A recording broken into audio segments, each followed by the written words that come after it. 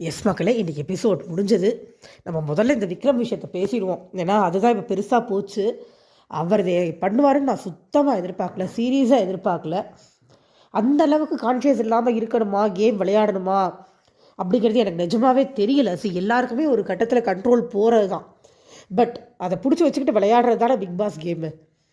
இந்த வாரம் நடந்த எல்லா தப்பையுமே நியூட்ரலைஸ் பண்ணி விஜய் சேதுபதி சார் 2 நாளும் வச்சு செய்யறதுக்கு டாபிக் கொடுத்த மாதிரி ஆயிடுச்சு.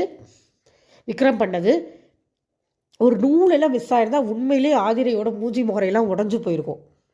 அவ்வளோ தூரத்துக்கு அக்ரெஷன் தேவையில்லை. கேட்டால் சபரி பண்ணதெல்லாம் கூட ஒன்றுமே இல்லை. அவர் வேணும்னே பண்ணலை, அது கேமில் தெரியாமல். பட் இவர் தெரிஞ்சே போய் எஃப்ஜே காலை பிடிச்சி இழுத்துட்டார். எஃப்ஜே தலை மேலே ஆதிரை உட்காந்துருக்காங்க. இவர் போய் காலை பிடிச்சி இழுத்துட்டாரு. அது தப்பு இல்லை, பிடிச்சி தள்ளியிருக்கலாம், இறக்க ட்ரை பண்ணியிருக்கலாம், ஆதிரை கை பிடிச்சி இழுத்துருக்கலாம், வாட் எவர். பட் எஃப்ஜியோட காலை பிடிச்சி இழுத்து எஃப்ஜி விழுந்தால் லிட்டரலி அவங்களும் கீழே விழுந்துருவாங்க. நம்ம ஒன்றும் அங்கே பவுன்ஸ் பேக்லேயே எதுவும் இல்லை, சாதா தர அது மண்டை உடஞ்சிரும், மூஞ்சி பேந்துரும், என்ன வேணாலும் நடந்திருக்கும்ல. பார்வதிக்கு பட்டதை விட பெருசாக பட்டிருக்க நிறைய வாய்ப்பு இருக்குது. சபரி கூட அதை வேணும்னு பண்ணலை, பட் இவர் இது தெரிஞ்சு பண்ணிட்டார்ல, ரொம்ப பெரிய தப்பு. ஏன்னா விக்ரம் கிட்ட இதை எதிர்பார்க்கல. ஏன்னா எல்லாருக்கும் வீட்டில் இருக்கிற அத்தனை பேருக்கும் டிசப்பாயின்மெண்ட் என்னன்னா, எல்லாருக்கும் அட்வைஸ் பண்ணுறவர் விக்ரம்.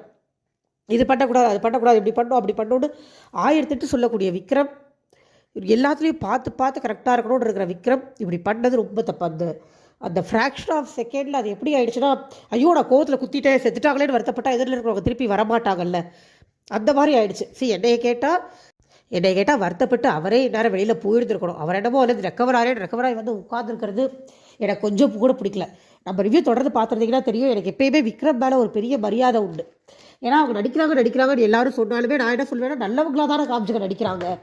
ஒருத்தவங்க மோசமாக இருக்கிறத விட நல்லவங்களாக இருக்க ட்ரை பண்ணுறது ஒன்றும் தப்பு இல்லை அப்படிங்கிறத எப்போயுமே என்னோட ஸ்டாண்டாக இருக்கும். நீங்கள் நடிக்கிறாங்க கொள்றாங்கன்னு என்ன வேணாலும் சொல்லிக்கங்க, பட் அது நல்லவங்களாக இருக்கிற முயற்சி அப்படிங்கிற வரைக்கும் எனக்கு அது ஓகே அப்படிங்கிற மாதிரி தான் எனக்கு இருக்கும்.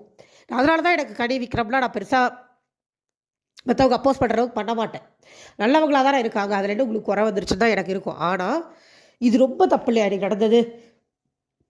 இந்த விஷயத்துக்கு யாராலுமே சப்போர்ட் பண்ண முடியாது. ரெட் கார்டு கொடுத்துருங்கன்னு தான் நான் சொல்லுவேன். ரெட் கார்டு கொடுத்து அனுப்பிச்சி விட்ருங்க, அவரை வச்சுக்கக்கூடாது. அவரே போயிருந்துருக்கணும். நான் எப்படி பார்த்தா இது தப்பு, இதுக்குரிய தண்டனை வெளியில் அனுப்பியிருக்க பிக் பாஸ்ல கேட்டு அவரே போயிருந்துருக்கணும். அவர் என்ன இடத்துல சாதாரணமாக உட்காந்துருக்காரு அந்த வீட்டில், எனக்கு புரியவே இல்லை சீரியஸாக. எனக்கு எஃப்ஜே கத்துறதுல அதில் எஃப்ஜே பயங்கரமாக திட்டினார், நீ இப்படி தான் பாசம் காமிச்சு ஏமாத்துவேன். ஆக்சுவலாக என்னன்னா, இவர் காலை பிடிச்சி தூக்கி விட்டு ஆதிரை பேலன்ஸ் பண்ணி எழுந்துட்டாங்க. ஸோ அந்த இடத்துல அந்த விஷயம் வந்து விக்ரமுக்கு பெருசாக ஸ்ட்ரைக்கே ஆகலை. டாஸ்க்